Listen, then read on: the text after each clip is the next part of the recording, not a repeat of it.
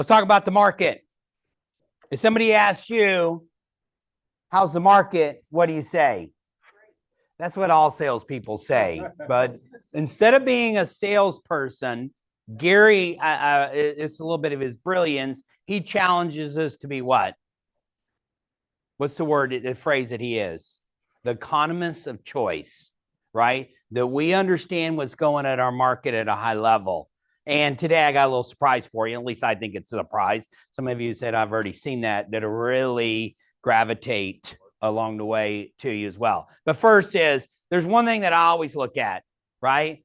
And we call that month supply of inventory. We teach this, but what does month supply of inventory mean? Especially if you're new, this is something you really want to learn. What's it mean? Month supply of inventory. Kimbra. If no new properties came to the market, besides one sitting there today, based on how many are selling per month, it tells you how many months it would take for those to sell. That's right. So theoretically, if nothing came on the market, this would take. So, and we talk about a seller's market, a balanced market, and a buyer's market. So a seller's market would be how many months supply of inventory or less? No, seller's market. Yeah, we would say 4 or less would be a seller's market. Every report I'm going to show you is we're in a seller's market. Now, there's times you don't feel it, right? And the choices and the way buyers respond has changed a little bit, but we are very much still in a seller's market, right? 4 to, we call it 7 or 8, would be called a balanced market. And then a buyer's market would be anything greater than 8 months or less, right? There's some of you who've lived in a buyer's market, who's sold real estate in a true buyer's market. CW, what's that like?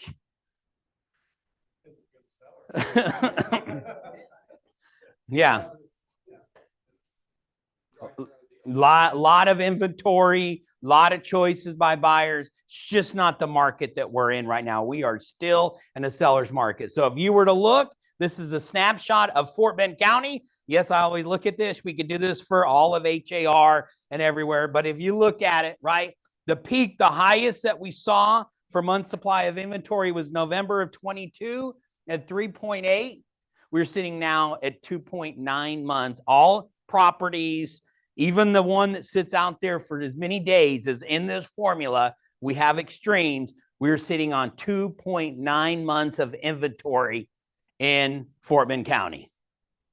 2.9. You can see where it kind of increased a little bit, but nothing drastic. Properties in the right condition, priced right, what's going to happen? It's going to be gone. And we're still seeing multiple offers on $1 million plus properties. Now, if you have something and you overpriced it, it's not in the right condition. A year ago, or even a little bit more than a year, it would have sold. Some of those now are just they're going to sit there because the buyers feel like they're in a little bit stronger position. They're really not. Here's a snapshot of Fort Bend County. This is what we've seen for sale, right? If you look at it, that's where we're seeing it down. Last September, we were 560 all properties. This year, September, was 466. I share that number with you in two different things, meaning there was 466 for sale opportunities in our area. How many of those did you get? Still plenty of opportunities. What do we want to do? Take them all, by the way. We never stop. We want them all. I'm saying that with a little bit of there's opportunities. If you go under contract, remains 121 to 119 and sold is 135 to 112. So you are down a little bit. So is the inventory, right? So our sales, here's the reality we're going to see in each one of these. Our sales are going to continue to be tight in the fourth quarter and first quarter. There's not just going to be as many. It's not a surplus coming. What looks after that, we'll talk a little bit what's going on in our economy and what's going to change. And I would also tell you, Dale can speak to this. I don't have a slide on it. We could see interest rates even creep up a little bit. They'll probably get a creep up, what I'm hearing, before they get better. Okay, so that's the reality of where we are. Let's go to each market. This is for Sugar Land. If you look at it, right now we sit at 2.4, all properties. The highest it got in December was 3.2. You saw May got really low, and that's just Sugar Land. If you look at for sale, once again, we see another downgrade. We just don't have as many properties for sale as we did September as last year. So our under contracts are down, right? And so are our sold. But still 959 for sale opportunities that came right in our area. How many did you get? Some of you just need one or two of those. Just need to get to them first. This is for Richmond, higher side 4.2 and 3 points. So a little bit more month supply of inventory. What does Richmond have? I would say in its favor. New construction. I run a market center. I run and own. I'm from afar in San Diego County. It's in Carmel Valley, Del Mar. The challenge you have there is they're at the lowest inventory they've ever had in the history of their MLS. Why? Because they have no new construction. New construction is a blessing for us, by the way. Kimber doesn't always say that, but it is a blessing for us because it helps to create some cycling and in reuse and getting some sellers off the fence, but still super tight.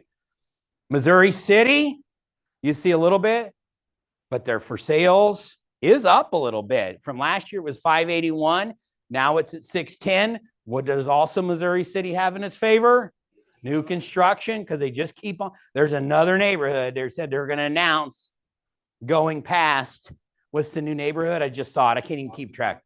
No, even still, it's on this side. It's off of 521. There's another neighborhood, Austin Park, which is really close to, anybody know where that's going to be released?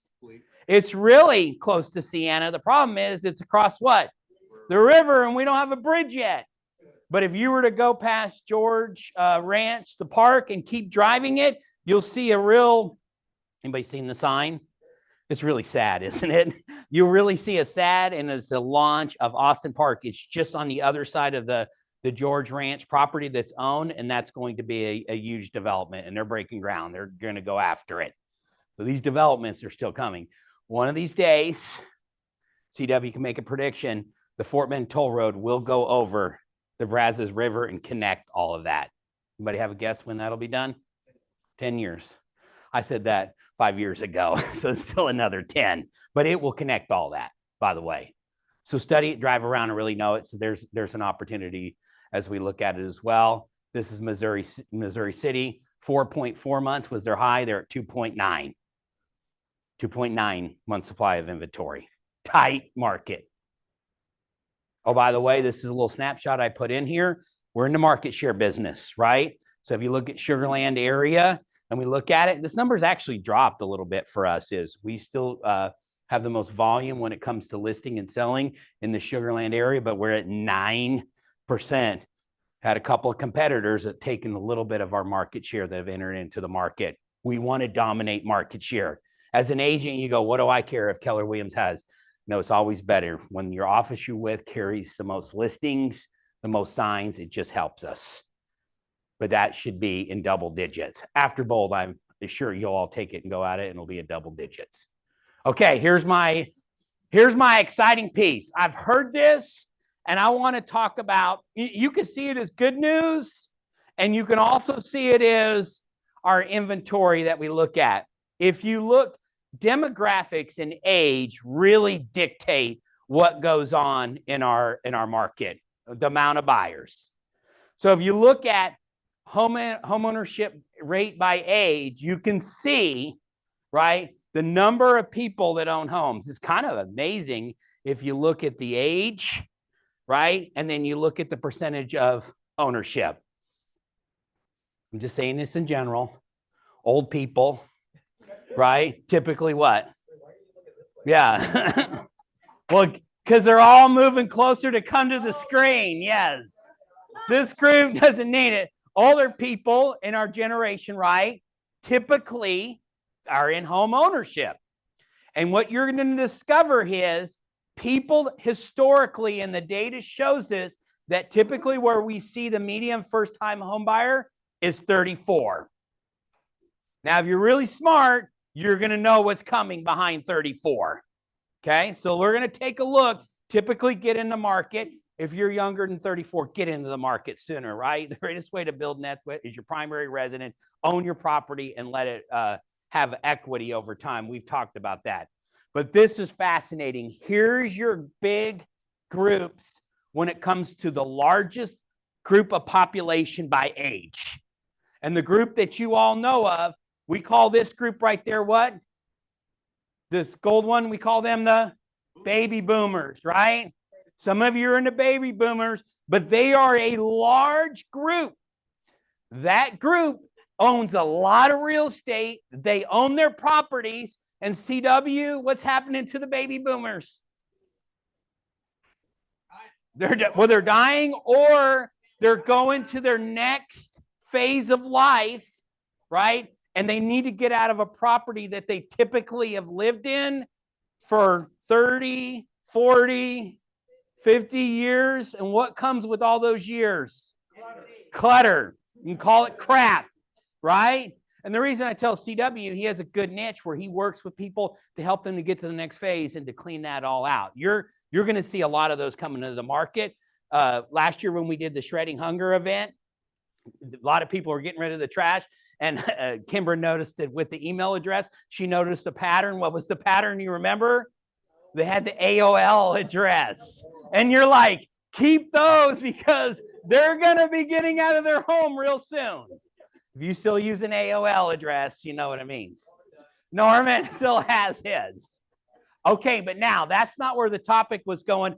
I want you to focus on this big group right here in the blue. What do we call that group? Millennials. Any millennials in here? Sorta. Either you're in it or you're not. Right? So this is a real, if you look at this, I'm going to flip this outside. Right now, the millennials you're seeing as an age group is right here. It's really coming on the peak. This is 31, meaning what I'm going to get to, and you're going to see this in data. We have the largest group, right, ever in our population who is about ready to come into market historically, who have bought, this is when they buy homes. This is when they buy homes. And here's where they are right here. This is your population age. You look at it and look what's right behind it. And to get it, this is this group. This is this group. Kind of interesting though. Let me go back. As you look at this little group right here and where they were. Imagine when the toughest time was to sell real estate. Last tough time, I mean. Yeah. Look at your group, your population group. It was one of the smallest. But look what's coming. This is where we are today with that prime age of when they're coming into first ownership, and look at the years behind it. You're going to have a very large population group that's coming in. Jimmy. I literally just read through, we're about to experience the greatest transfer of generational wealth in our country. So the boomers and the millennials, we're going to see a huge transfer of wealth. Yeah. And it's going to come through the home ownership, right? It's going to be coming ownership, not just home. It's going to come in real estate. So I hope in your database, if you're a millennial and you're like, man, I'm just not where I need to be, your business could be sustainable for many years to come. Get into them, talk about the power of home ownership. If you're in that other stage of it, go talk to your clients' children and get them into home ownership. I say this all in good terms, by the way, right? We're all on this stage, but it's going to happen. It's going to be a really big determinant. Now look at this. This is kind of flipped upside down. So this is a month's supply of inventory. Remember what we were talking about? 10, 11, got to 12 months. Anybody in business in 10 and 11? You remember what it was like? Yeah? Okay. So you see it, and then you go where we are nationally, we're at 2.9. Really matches up pretty close to where our data is locally. If you flip this upside down, we flip it upside down, see all we did with the data, and you put it in here. So look at where we are today. This is good news or tight news. And if you look at month supply of inventory, look how it has to do with demand and the population grows. I saw that for the first time, and I just stopped here. Have you seen this before? CW already has, so I can't say anything new to him. Anybody seen this before? I don't know if data has ever been a line where I've seen that we're really like our toughest time. We blame it on the economy, what's going on. But yet, fast forward, our inventory is about probably even to get even more tight. We do not have enough product on the ground. We got to control the listings. Yes, go ahead.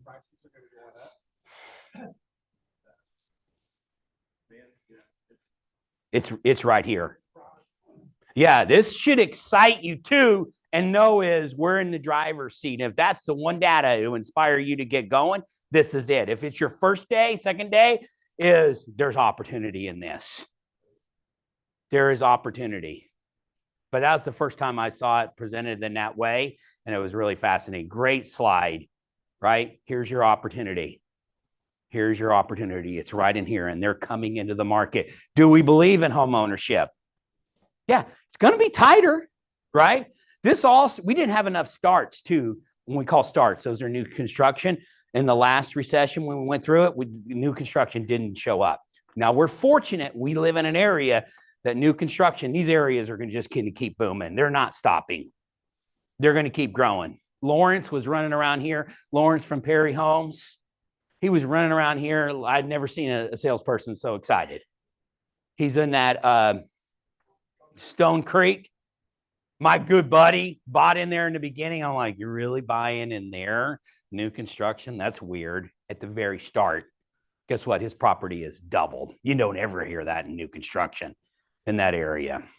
Got another thing. Yes. That's our economy here in Houston. I've seen like in 2015, we went through a big downturn because Do you have a the mic? price of oil Yeah. went down so much. Yeah. Because oil went to zero. We're still an oil community.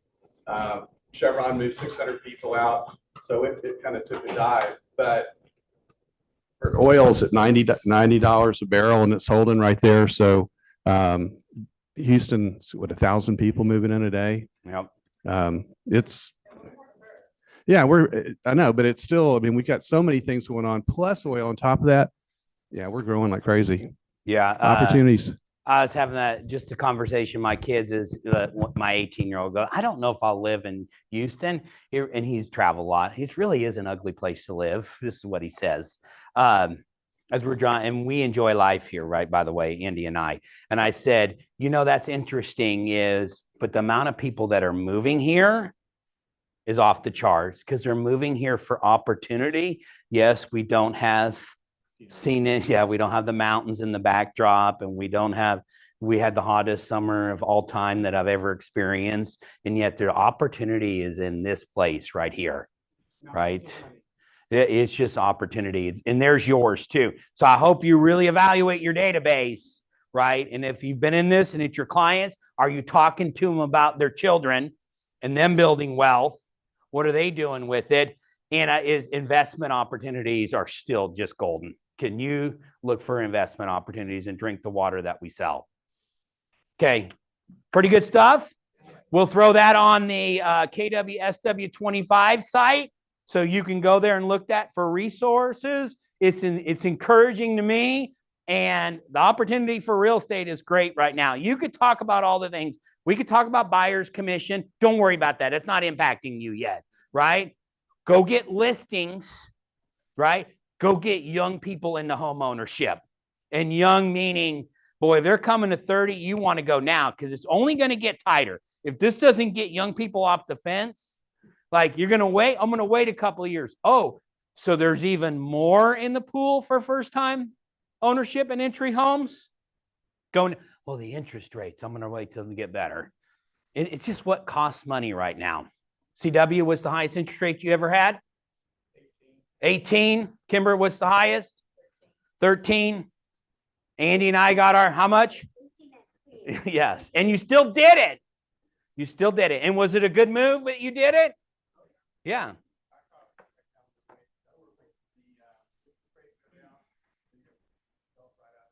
Yeah. Because the equity, the inventory is still going to be tight. The equity is going to continue to rise. Now, we don't have a perfect glass. We know to do it, but that's really excited. Any other final thoughts on that? Good stuff. Now that's why you need to be in bold. Do your activities, your thing, if the opportunity is there.